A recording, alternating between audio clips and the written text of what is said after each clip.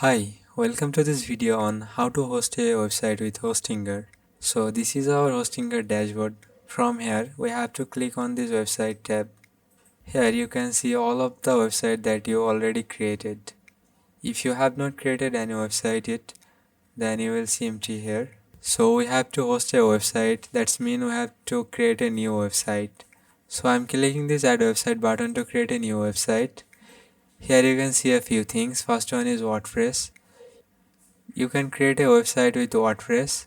WordPress is a famous website builder. And second one is a Hostinger own website builder. And the third one is for custom website. If you have a PHP or HTML website, then you can choose it. I'm now going to make a website with WordPress. So I'm going to click this WordPress button to install WordPress. Here you will be asked for some information. Which language do you want to put in your WordPress dashboard? And your email address and a strong password. After giving your email and a strong password, click the next button. Here they will ask you for your website category.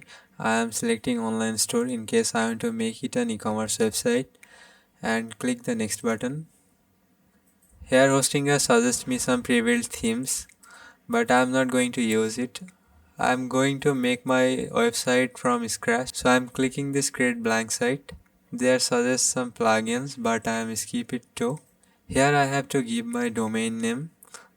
I'm giving a subdomain that because I already have hosted a website on my main domain. I'm just writing subdomain name and it will automatically create a subdomain under my main domain. And simply click next button.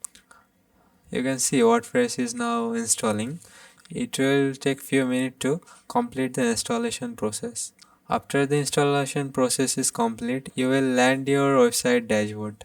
As you can see, our website is successfully hosted. Now we can visit our website by clicking on this button.